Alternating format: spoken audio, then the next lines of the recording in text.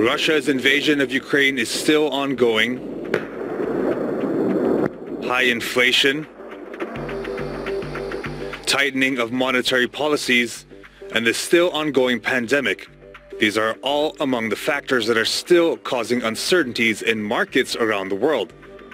In the US, the Dow Jones Index is down by 6% on a year-to-date basis. In Hong Kong, the Hang Seng Index is down by 5% since the start of the year. But in Indonesia, the Indonesian Composite Index has continued to increase and is now up 6.58% on a year-to-date basis. In fact, the IDX has broken record level highs 17 times since the start of the year. So why is the Indonesian Composite Index so bullish amid ongoing global uncertainties? Well, I talked to the CEO and founder of financial trading and research company Astronacci International, Dr. Gemma Guyardi, who said that high global uncertainties is actually attracting foreign investors into Indonesia, who see Indonesia's stock market as a safe haven. Indonesian stocks are also cheaper for foreign investors and hence more profitable as well. On the other hand, we believe that our market is the haven for any other fund manager, like worldwide fund manager. They really like Indonesia because it's so volatile, and some great stocks with the low valuation, they still trade it in very low price comparing to like US stocks with this currency, right?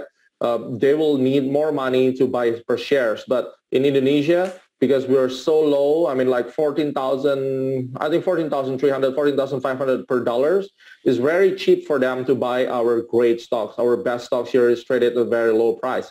So by having said that, I believe that people will look into Indonesian stocks because it can give them at least 20 to 30% a year from all the big cap stocks that lead the market. In this case, it should be banking or commodity that directly affected by the macro or the political issue like Ukraine and Russia.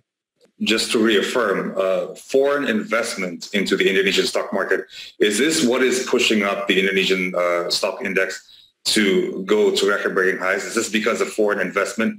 Is it having a big influence on it? Yeah, I guess 60% of, at least 60% minimum for the contributor of the all-time high in Jakarta Composite Index is still the foreign investment, okay?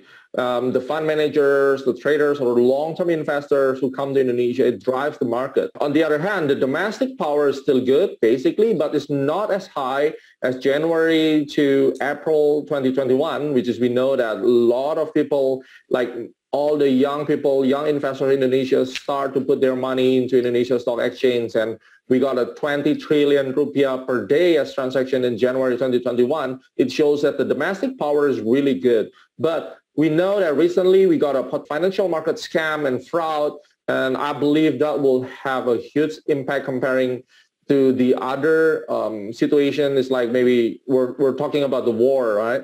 The wars may not be that dangerous reason for our transaction here, but this financial fraud will really affect our stocks market. Indeed, it does seem that Russia's invasion of Ukraine is not having a big negative impact on Indonesia's stock market, considering that the IDX has broken record highs 11 times since the start of Russia's invasion to Ukraine. Another factor that should have negatively impacted the Indonesian stock market and economy is the U.S. Central Bank, the Fed's move to raise interest rates and taper off bond purchases. Usually, this leads to capital outflow from emerging markets like Indonesia. But, alas, the opposite is happening. The Fed is tapering off. They're also hiking interest rates. In the U.S. They have to do it because the inflation is so high. Yeah, they have to do it. There's no other way. Usually when this happens, there is capital outflow from emerging markets like Indonesia. But as we can see, there is now actually capital inflow of course, into Indonesia. So why? Just explain to us, why is this happening? What's so different from previous instances? Like I said, our economic is pretty well. The political is stable, and then economic growth is good. On the other hand, if you're talking about the foreign direct investment, whether it's going to the market, the real sector, or going to the paper investment like stocks market, both is very stable, okay? And then they can get at least 20% a year from the stocks market. So why don't they just put more money in our market? They can put their money into the fixed income market, like buying our bonds, or the stocks market is pretty much the same. We're also looking that the country risk is not that high. It's totally different comparing to maybe 6 or 10 years before. But now everybody knows that Indonesia is pretty stable and getting better and better. Right. Indonesia is stable and it's getting better and better, as you said. And especially it offers higher gain than other countries in Southeast Asia. Okay. Compared to Singapore? Oh, yeah. For the stocks market, we can aim like Jakarta Composite Index is pretty good, moving in a bullish trend. If you see the straight time index is pretty much sideways all the time, right? And then the volatility is pretty low and not much liquidity there. But Indonesia, you can see one stocks could be get like auto reject every single day. You will see one stocks get auto reject, like hit all the bottom limit, and the other stocks hit all the top limits with a very high range and the huge volume. That's why a lot of people will love to trade or to invest in Indonesian market, especially some stock that has very great fundamental valuation and that they're still traded at low valuation, low PE.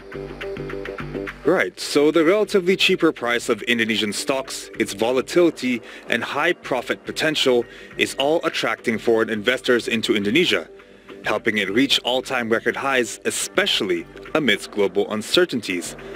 So amidst all these positives, what strategies should investors be taking right now? What is the best strategy? Yeah, that's what I really like. So as you know, before the end of May, I don't think that there will be a huge correction or huge dip in our market.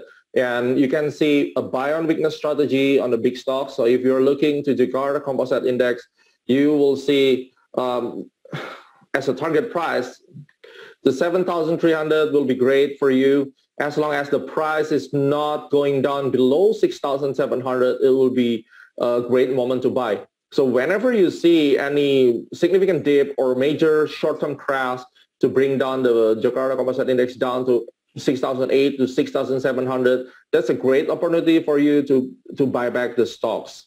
That's the thing. Okay. And how about in terms of a long-term, short-term?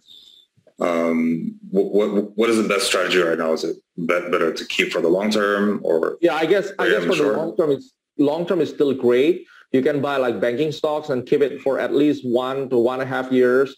But I prefer to do a swing trading. I mean, you stay with the one stocks, but you don't hold it forever, because we know that somehow the corrections could be like 10 to 15%. Why we should have to hold that position? You will buy now, get it 15%, you take profit, and then when it go down, then you will buy back again. I think that will be more beneficial for you. So it's good times in the Indonesian stock market with continuous record-breaking highs, but how high can it really go this year? Do you think that the Indonesian Composite Index can reach 7,300 anytime soon? When do you think this will happen? That's a lovely question. Personally, I don't really know what exact date, but if I make the prediction on this, based on the geometry that I made, it should be before the end of second week of June. At least it will touch 7,200, and the ceiling, the top will be 7,400, because that's the range. 200 points range, 7,200 to 7,400, that will be the target price for Jakarta Composite Index. All right, and how about until the end of the year, how high can the IDX go up this year in your projection? Yeah, this is a challenging, because when I calculate this, I only see 7,300, but you know what? I think the 7,600 to 7,700 could be done.